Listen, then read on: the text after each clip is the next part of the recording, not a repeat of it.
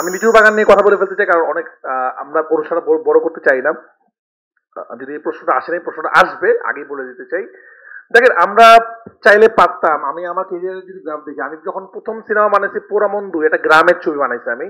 আমি সেকেন্ড সিনেমাটা কিন্তু গ্রামের ছবি বানাই নাই। নর্মালি যেটা হয়, একজন ডিরেক্টর যখন একটা কাজে সফল হয়, পরবর্তীতে সে রিপিট করতে থাকে সেটাকে, আরেকটা গ্রামের ছবি বানায়, এরকমই হয় আসলে। আমি তারপরে অন্য ধরনের সিনেমা বানানোর চেষ্টা করেছি। আমি একটা ফুটবল ছবি বানিয়েছি। আমি যখন পরাণ বানালাম, প্রেমের ছবি, আমি কিন্তু এরপর আরেকটা রিয়েল স্টোরি বানাতে পারতাম, এরকম ত্রিপুট, মানে পরাণ, অথবা এরপর বানাতাম হৃদয়, এরকম একটা কিছু বানাতে পারতাম, সবাই যেটা করে আসলে। আমি এরপরে সুড়ঙ্গ বানালাম, অন্য ধরনের একটা ছবি। সুড়ঙ্গ বানানোর পর আমি একটা তুফান বানানোর চেষ্টা করলাম। আমি চেষ্টা করেছি যে প্রথম কাজের মতো অন্য কাজ না হয়। আমরা কিন্তু কোনোবারই প্রথম থেকে কোথাও বলি নাই লিচুর বাগানে একটা আইটেম সং। আপনারা সবাই ধারণা করে নিয়েছেন এটা আইটেম সং।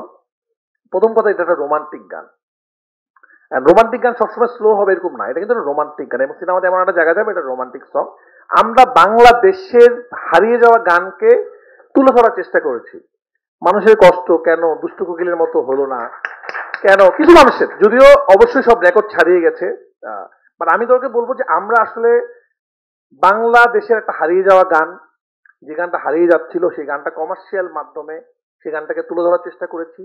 বাংলাদেশে শুট করেছি, বাংলাদেশের জিনিসটাকে। এখন দেখেন, আমরা যদি এই গানটাকে একটা ধান খেতে শুট করতাম, ভিজুয়ালি ভালো লাগতো না। আমরা এটাকে সুন্দরভাবে শুট করার চেষ্টা করেছি, যেন এটা সব জায়গায়, আপনারা খেয়াল করে দেখবেন, দেশের বাইরে প্রচুর রিভিউ হচ্ছে এই গান নিয়ে, দেশের বাইরে থেকে, এবং অনেক মানুষ পছন্দ করছে। তো যাই হোক, অনেকের ধারণা, আমি এটা ক্লিয়ার করে দিলাম যে এটা আইটেম সং না, আমাদের সিনেমার আইটেম সং নাই। এটা আসলে একটা বাংলাদেশি সং, এটা 100% দেশি সং।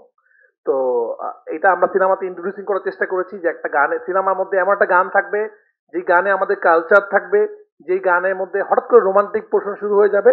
তো একটু নতুন, এই জন্য অনেকের কাছে একটু অন্যরকম লাগছে, বাট ভিউয়ারশিপ যেরকম দেখা যাচ্ছে, রেকর্ড সব ভেঙে দিছে।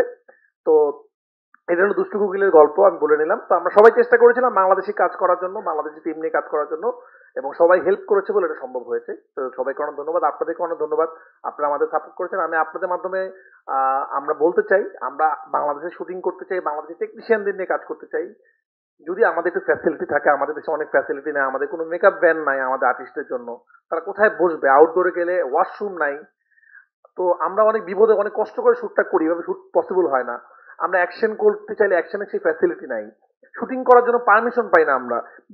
অন্যান্য দেশে শুটিং করার জন্য রাস্তাঘাট দিয়ে দেয়, অনেক কিছু হয়, আমাদের দেশে নেই। আমরা এয়ারপোর্ট শুটিং করতে গেলে এয়ারপোর্ট পাই না পারমিশন, অনেক জটিলতা হয়। আমাদের প্লেনে শুটিং করা যায় না, ট্রেনে শুটিং করা যায় না।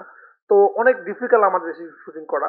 আপনারা যদি এগুলো নিয়ে একটু লেখালেখি করেন, যে সিনেমার জন্য যেন আমাদেরকে সহায়তা করা হয়, আমাদের যেন সেট বানানোর জায়গা থাকে, আমাদের যেন পারমিশন গুলো দেয়, তাহলে আমরা আরো বেশি বেশি সিনেমা শুটিং বাংলাদেশে করতে পারবো।